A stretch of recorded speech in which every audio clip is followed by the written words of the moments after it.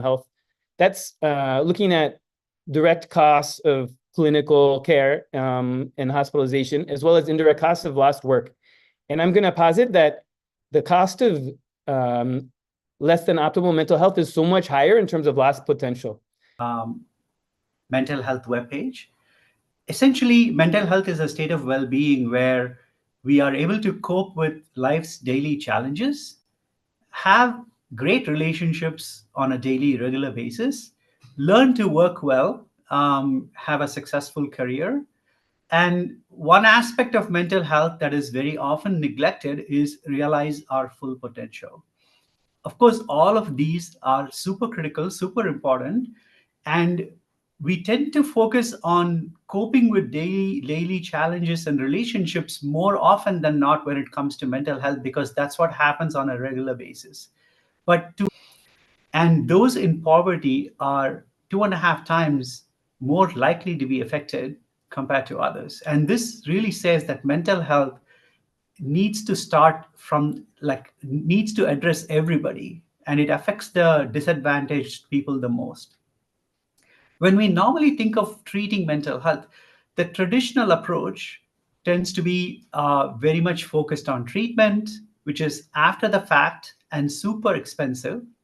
And it tends to focus on emotional, psychological, and social aspects of mental health. Like emotional means, can we handle stress and emotions? Can we handle anxiety? Psychological is, can we change the thoughts to control thoughts? Maybe think of happier things. It's more like positive thinking.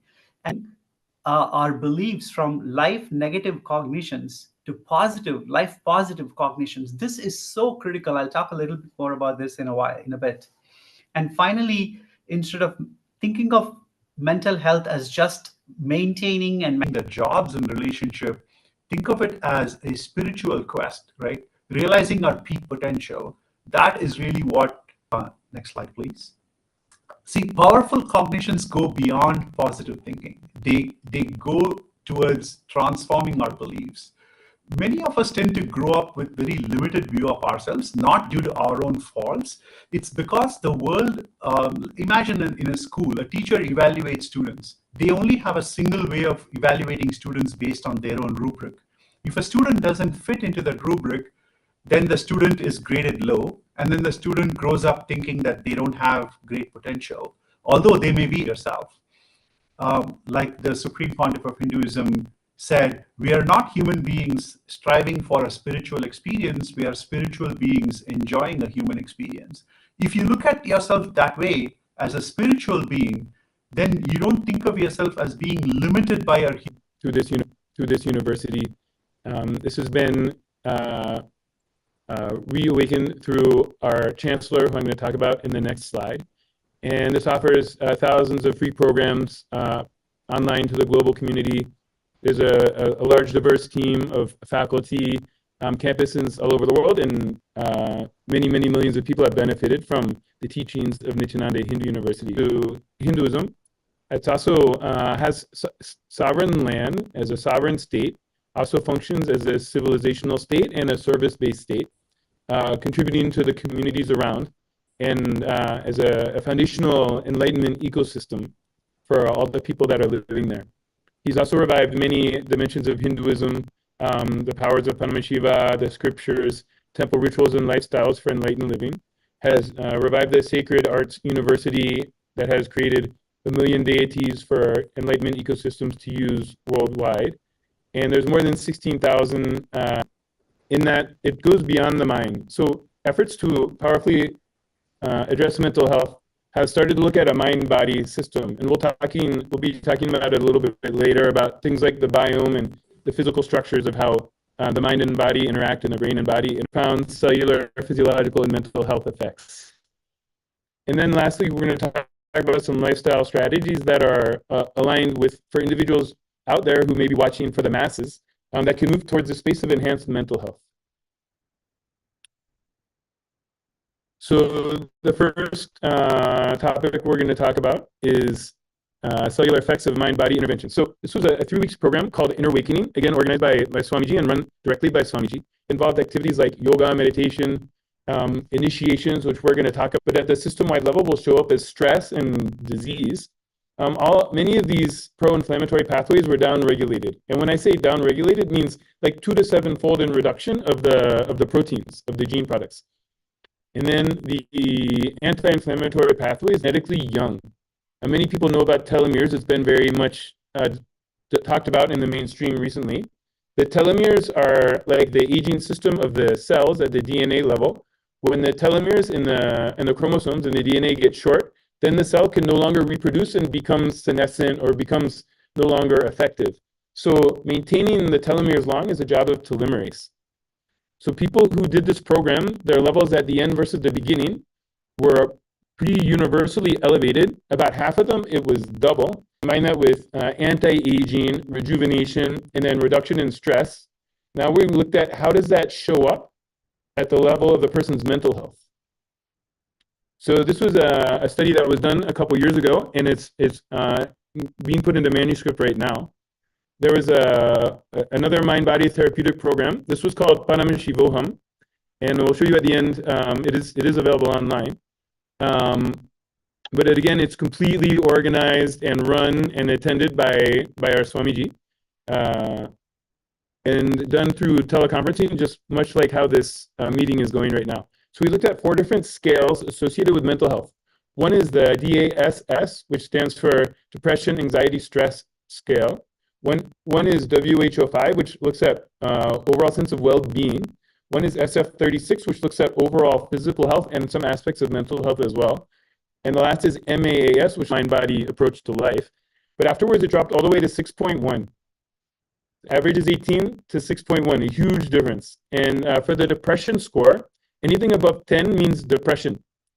5.7 is the average. For this, the post scores were 2, 2.7, so much lower than average and very far from depression. So this is going to show up as a really great state of well-being. And then we looked at anxiety. Above 8 is considered as an anxious person. The average in the US is around 6, so almost anxious. 5, well-being index. So this goes from 0 to 100, where a higher score is a higher sense of well-being. Less than 50 is going to correlate with depression. And for example, one population we looked at in research was women in infertility. The score is about 53. In many, it'll vary around the world, but many populations will be around 50 or so. In our participants, they started around 60, and then went up to around 80 afterwards.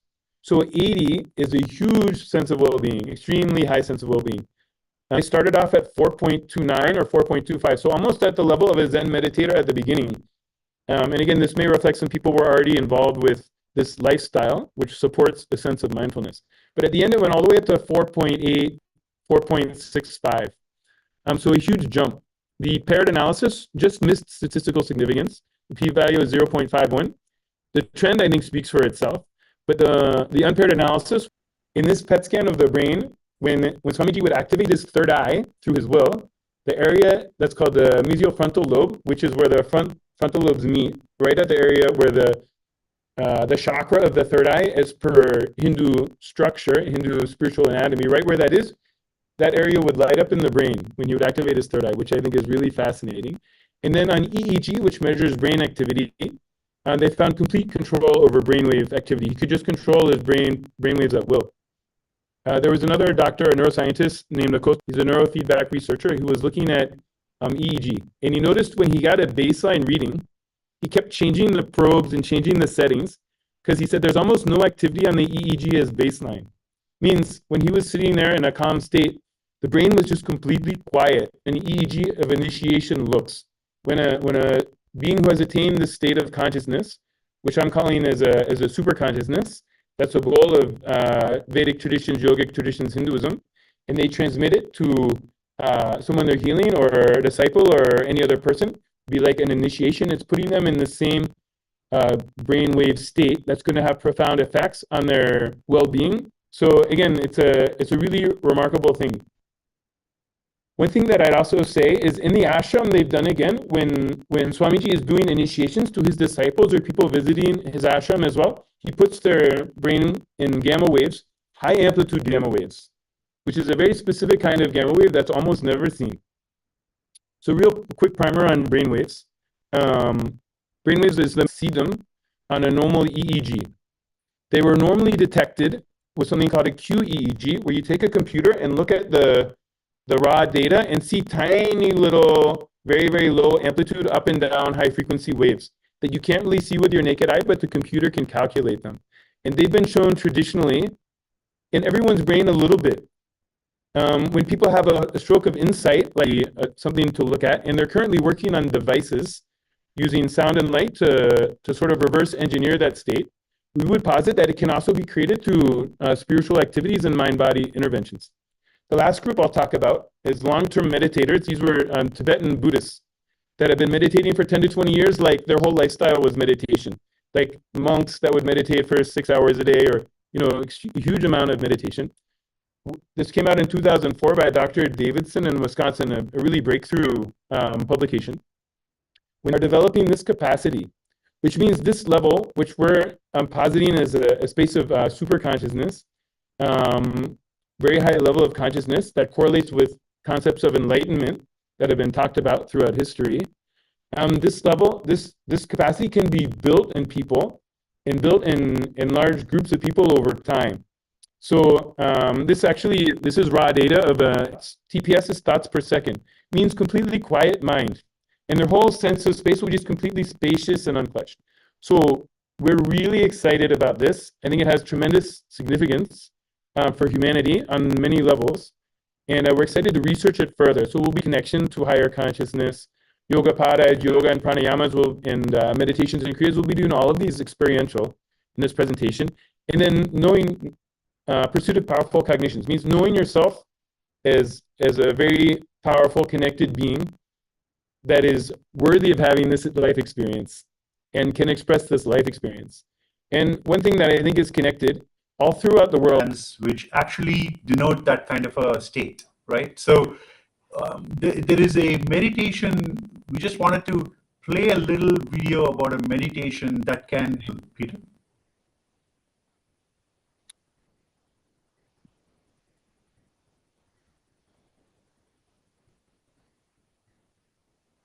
Sorry, let me get back there.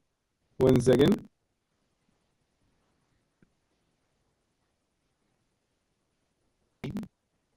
Maintain, fight with, try to destroy, anyway engage, do not do anything with your internal thought process. Just unclutch. And I tell you, it will develop such powerful will persistence in you. Such powerful will persist.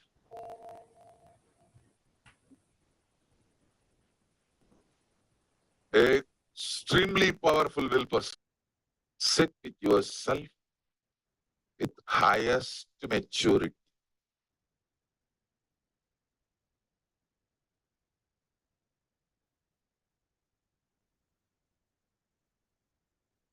Creating, maintaining, destroying, fighting, engaging, all thought process.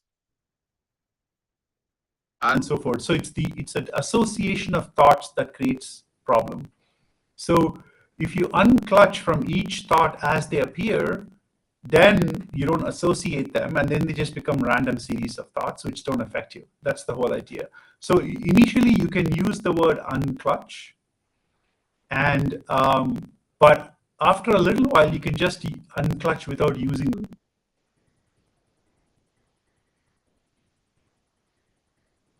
Are you able to hear it now? No.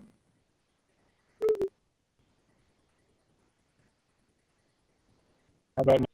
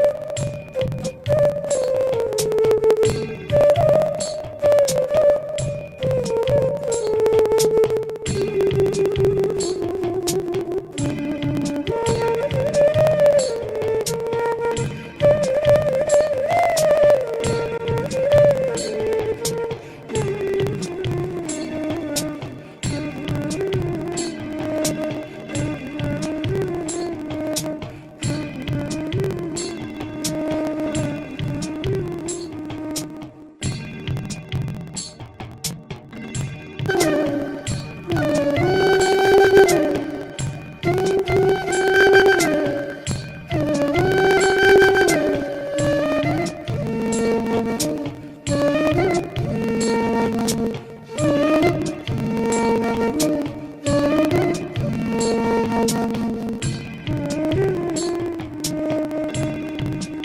more visible to you. Sometimes the blood pumping through your heart becomes more audible to you. Unclutch from those also. So there is as you hear things, those are also thoughts. They're triggering thoughts inside of you. So next time, just keep unclutching deeper and deeper, and you'll see this deep sense of silence coming in. So it's a great technique.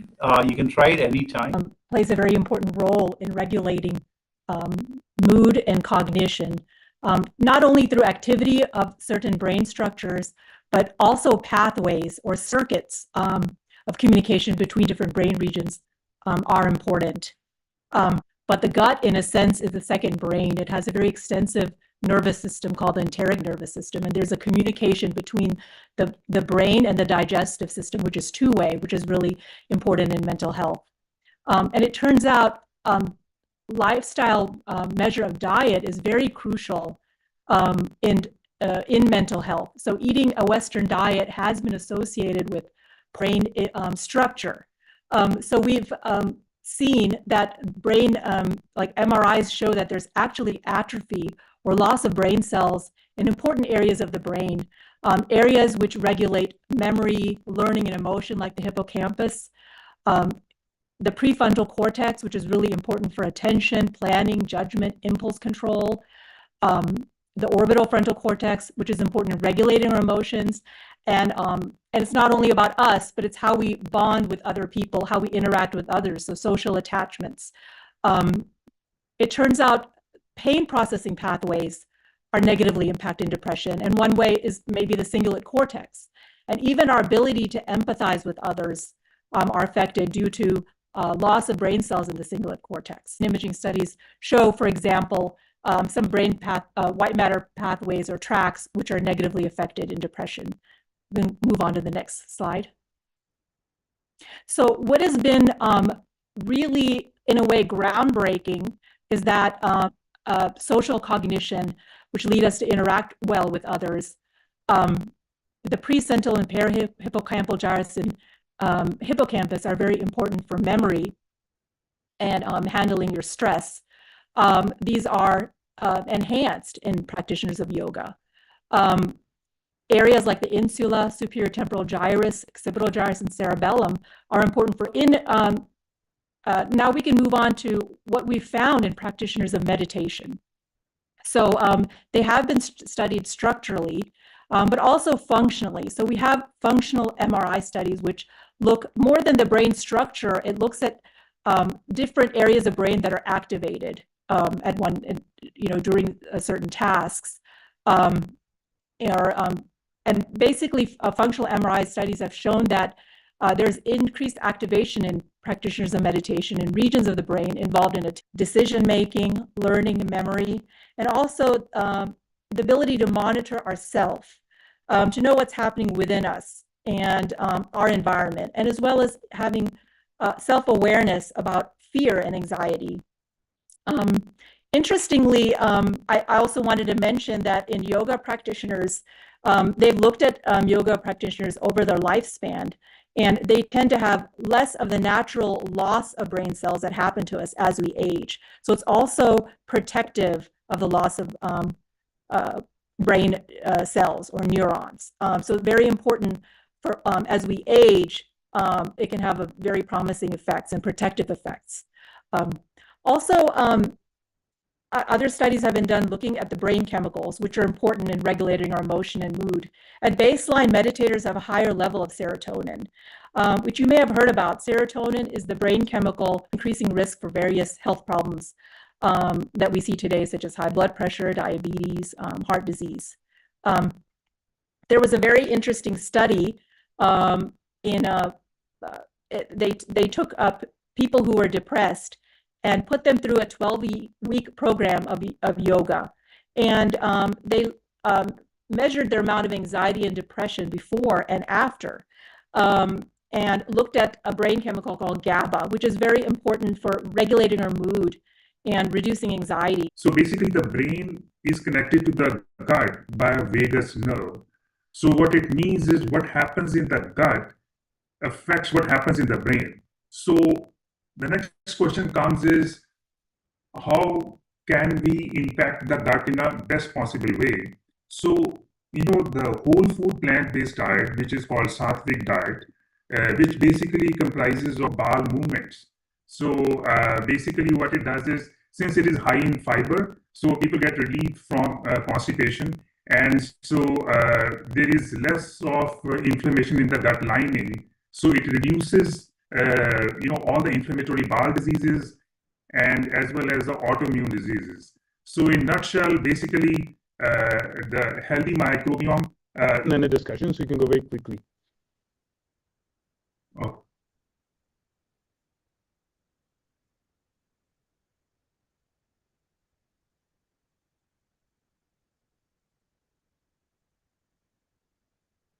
Are we waiting for the video?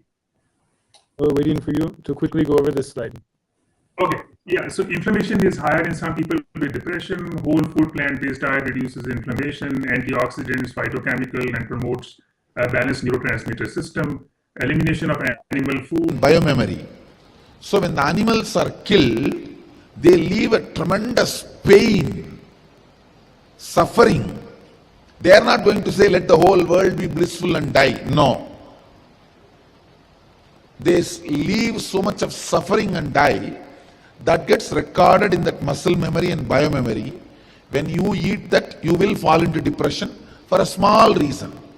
Your husband late from the office for 5 minutes is enough to make him as a late husband. Understand? No, for a very small reason. Summary, we've seen that the brain physiology, their functioning, structure, chemistry, and gut health are crucial for mental health. And lifestyle changes are critical and sustainable. And objective scientific information now is available showing that yoga and meditation actually expands parts of the brain which are vital for mental health. And the plant-based diet also improves that brain-gut chemistry to improve mental health. So there's various lifestyle practices in Hinduism, which Swamiji is reviving and promoting. And he's unique in promoting some of these lifestyles, such as Nirahar Samyama. And but through Swamiji, I came to know about Nirahar Samyama, which is really a step above that. So essentially, it comprises of taking a liquid diet for almost like 3 weeks. And I was amazed by its benefits. What I realized was, in order to digest the solid food, it uses body's energy. But when you are taking, I had been practicing different Hindu spiritual practices and lifestyle measures, but this was something completely different. So I definitely experienced very similar to Dr. Pandav. Of course, there was weight loss, but that feeling of lightness and energy was definitely there. And it turned out it really wasn't as difficult as one thought.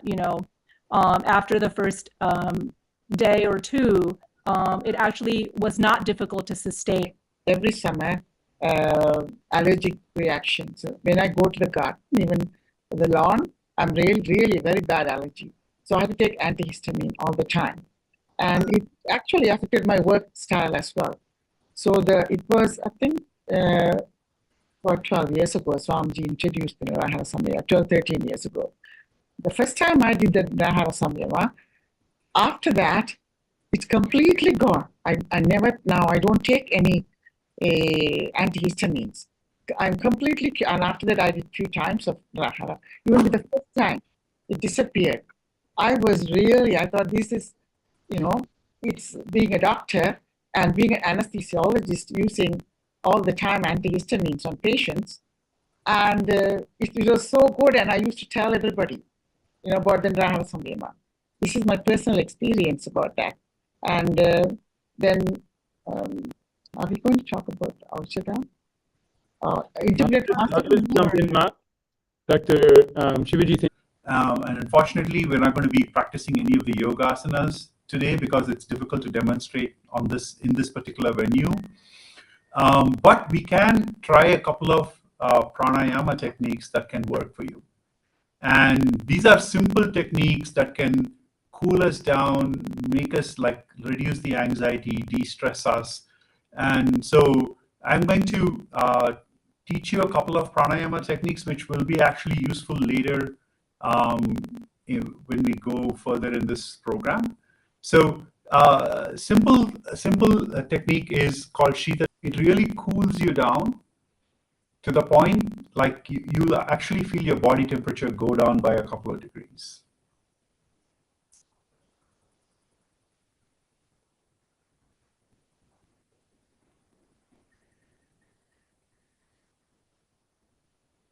The deeper you do the inhalation, the deeper the cooling happens. And you will actually feel it in your chest, in the middle of your chest. If you don't feel it, like try great. Now let's move on to the next pranayama. Normally when you do this Shitali pranayama, you do it 21 times, like breathing in and breathing out. That's one cycle. Do it 21 times. It's very powerful. The next pranayama I'm going to teach you is called Anapana. It's very simple. It's breathing in through one nostril and breathing out through the other nostril. So you start off 7, 8, 9, 10. Now breathe in through your right nostril again.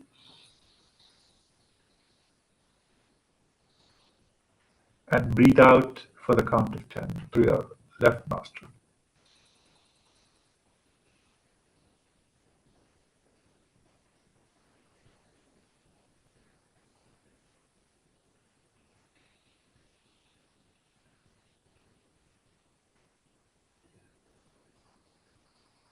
Typically, you have to close your eyes, nose, and mouth, and then just hum.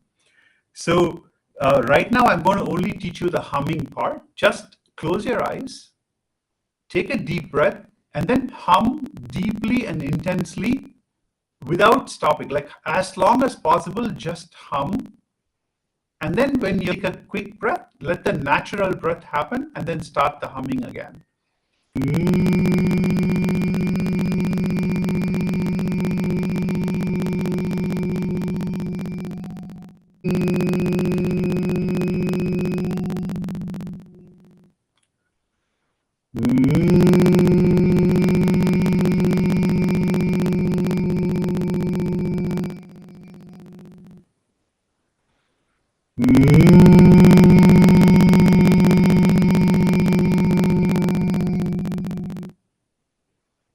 Now, while you're doing this, for a more intense hum, you can actually close your ears also. Like put your fingers on your earlobes and close them, and that will intensify the hum because the sound hums inside your head, and very soon you would feel that humming inside your face and in your chest. So the more you practice it, if you do it for like 21 minutes, this humming is a very intense exercise. Great. So these are things you can practice pretty much anywhere. And these are all revived by Swamiji. Swamiji has taken all these ancient techniques and then put them in modern contexts. In fact, search for these techniques along with Swamiji's name. You will see AI. I have practiced AI for a very long time, and I've applied AI to multiple different domains. And most recently, I've applied AI to education. And AI is an amazing area which is useful in mental health. Next slide. And the key challenge here is scale. Like sustainable mental health requires scale. And millions need help with anxiety, loneliness, and depression. But the primary challenge is lack of access to mental health access to people. Go to the next slide. Today's AI is actually super powerful. It can be very conversational in asking questions and getting answers. And it can be very personal. It can be personalized without storing personal information. And if you have availability, like access to a phone, a smartphone, Nithyananda Kailasa has developed as a scalable to ask questions and get answers. It's very easy. Go to nithyananda.ai, or you can use the barcode that's demo, because it can take time. But here I'm going to show you a demo. This is like a video that I captured on my real demo. I captured a video. For example, I'm asking the question, whenever I even stay at work a little bit late, I notice that I'm very anxious about how my wife will feel. What do I do about it? This AI makes use of the, if you can pause the video here, Peter, message that it helps you understand that you are a whole and you can't divide yourself into different personalities. Can we press play again? The next question is about, yeah, I'm just highlighting the different areas. The next question about someone saying, my sister and I are grown up. Whenever I ask my sister to spend time with me, I feel disappointed, and she wants to do things that are different from me. What do I do? So this now addresses how to think about this.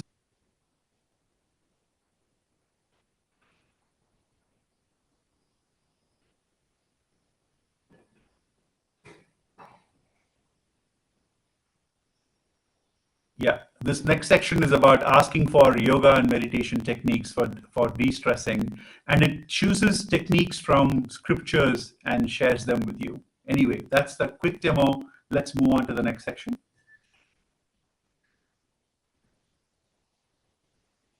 Okay, now I hand it over to Dr. The incidence of mental illness among women. 1 in 5 women experience a mental health issue every year. Women are diagnosed with anxiety and depression twice as men. 25.7% of young women report having self-harming at some point. If you look at here from 2008 to 2022, the incidence of mental illness among women is increasing. It's pretty alarming. Place discrimination and the gender pay gap can lead to chronic stress. Relationship dynamics, women often become on emotional labor. So the causes are different. Now, when we look at the modern day treatment of mental illness, women seeking treatment to treat their mental illnesses are increasing, like 55.8%. It's a pretty expensive program, spending about $104 billion US dollars a year and 217 million days of work lost. It's a big loss of work, and more women are seeking help but failed outcome. The treatment methods are making people dependent on medication, and more medication, it becomes medication, but the end results are not permanent cure, and it doesn't address the mental disorders, and usually it's only the symptom relief. The $1 trillion brain drain, that's not sufficiently addressing the mental disorders. And the other treatments like brain stimulation can be used in special situations, proven results by empowering women. So when we go into the depth of the empowering methods before, so let's read this very powerful verses from Manuvati Dharmashastra, very powerful words about women. Women, by their very DNA, have the capacity and groundedness to hold an ecosystem or family or a team or a community together. So women have their own intuitive intelligence over women here. So the political empowerment, Paramashiva declares in Atharva Veda, women should take part in the legislative chambers, put their views on forefront. So women hold 80% of mother worship. The matrilineal society that used to exist in ancient Hindu nations. It's very important to know in Kailasa, women are worshipped and revered and have a secure sexual harassment-free ecosystem due to its zero tolerance policy against sexual harassment and exploitation. And it creates the most safest environment for them to find employment. Kailasa's Ankita program is an educational program for child and women to empower them. and Nithyananda's Women Foundation. It helps. The next slide. Only feminine. Yeah, I think it's a video to be played.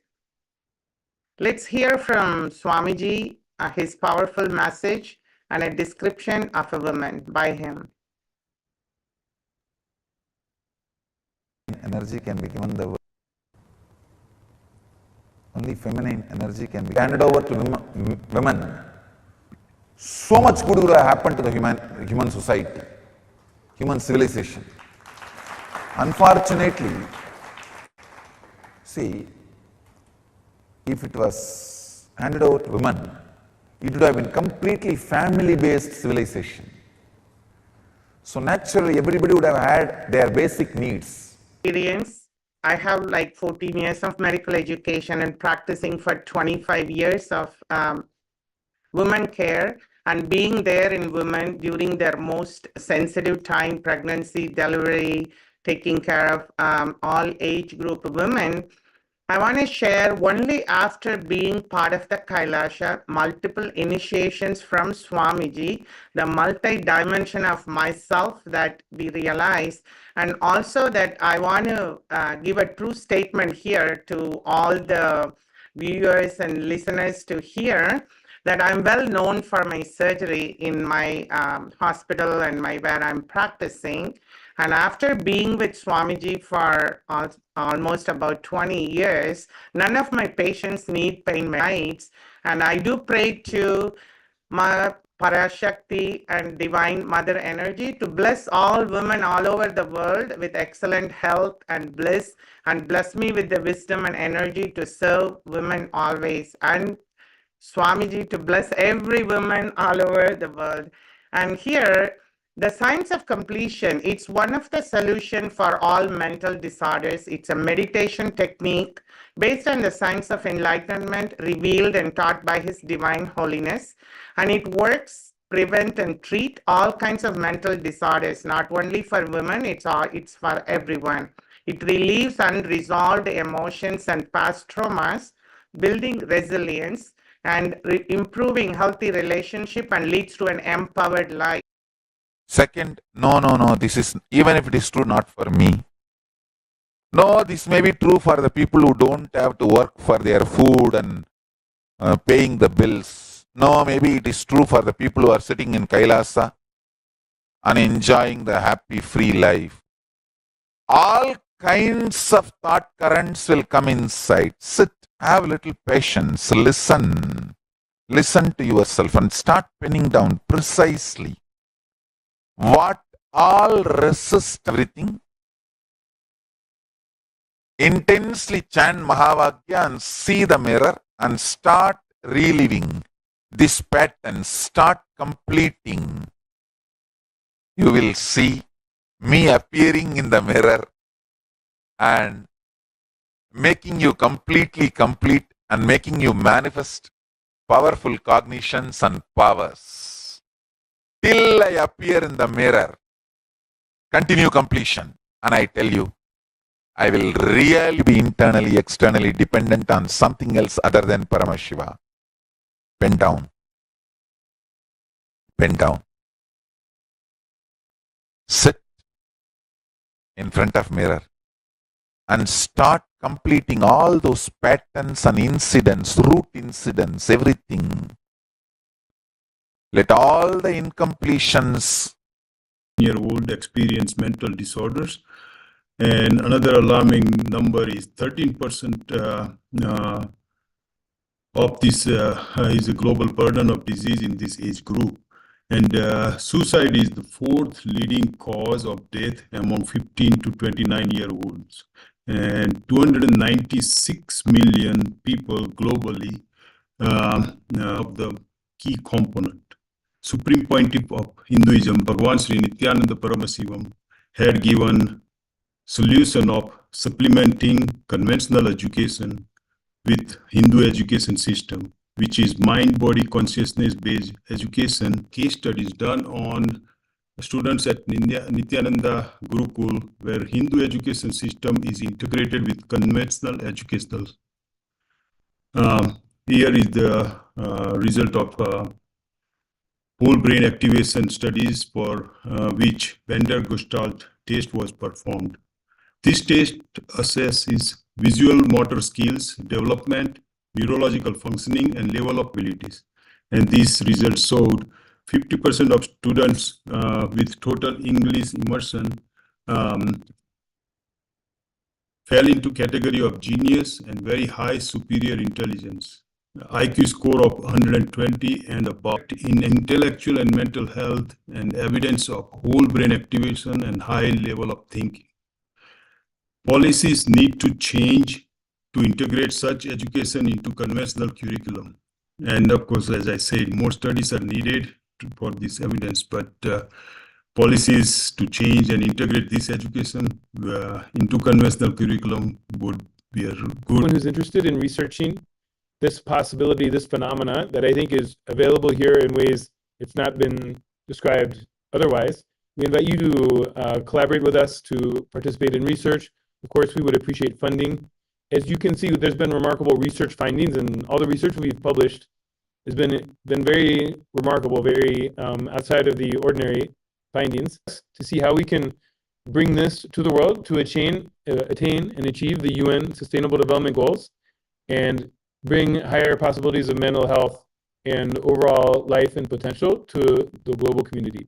So with that, thank you so much for everyone who came. If you're able to stay, we invite you to stay for our kriya, which will be led by Dr. Nithyananda. In this energy circulation, energy flow, if there is a disturbance in some part, for example, liver, kidney, or heart, intestine, at some part, if there is a disturbance in this energy circulation, that is when you start developing diseases and disorders and disturbances.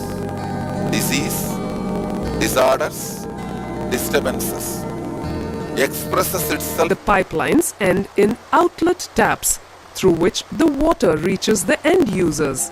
Similarly, the Kundalini energy reaches the different parts of the body through the 72,000 nadis or energy channels. Let's say, for instance, there is a block somewhere in the circuit of pipelines. Then what happens? There is no flow of water. Then you identify and correct the block. Even if the blockage is removed, water has to be pumped in Kundalini energy, just as the water gets pumped in to the pipeline once the block is removed. When the energy flow is re-established, energy starts flowing and the disease is healed. Nambaka, the energy gets pumped into the circuit. This is exactly the principle on which kriya works. Kriyas are a unique combination of asanas, pranayamas, and kumbhakas, wherein they are more effective and the individual asana energy imbalance, and which results in healing diseases. Kriyas help to heal the body, experience extraordinary powers, and to have spiritual experience in the body. These kriyas are my unique contributions to the world. The kriyas have flexibility, physique, energy. All the five put together is yogic body. I am using all the 7 ingredients to create yogic body for you.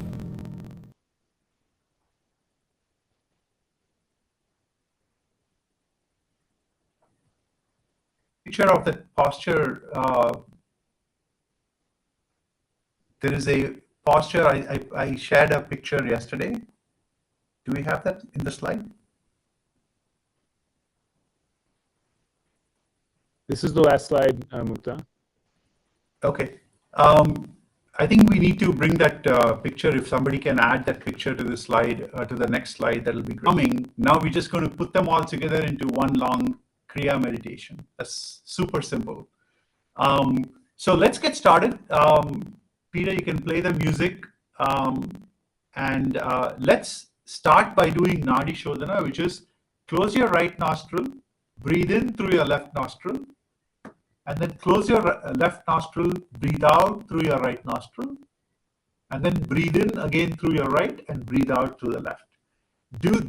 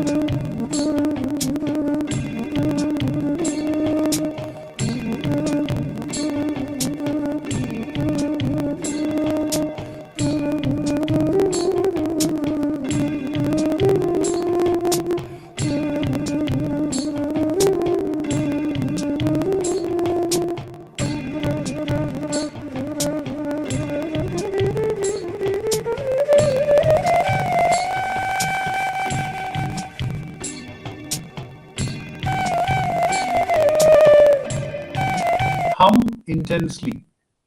Just like we said before, just hum intensely sitting in this posture. Let's do this for a few minutes.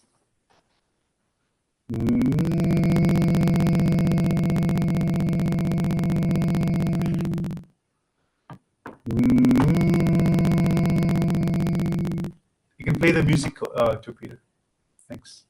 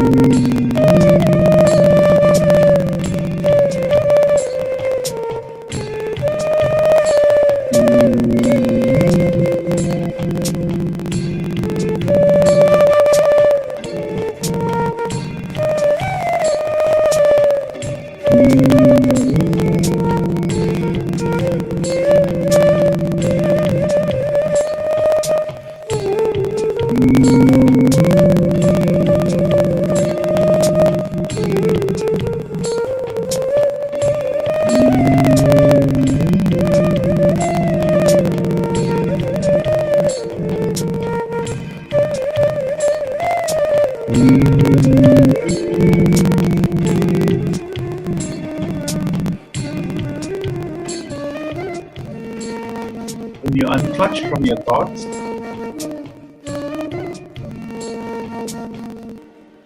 you will start focusing more on the music and the sound outside of you. Unclutch from that also.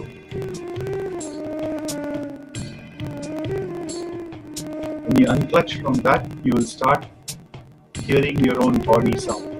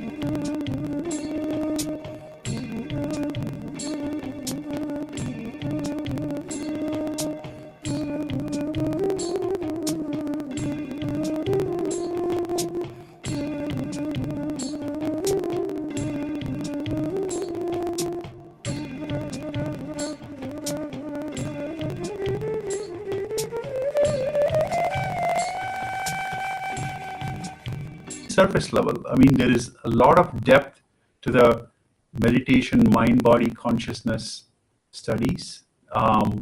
But we just wanted to share some experiential, some experiences with you, so you can find out for yourself. So I hope you can practice this meditation before going to sleep every day. Recording stopped.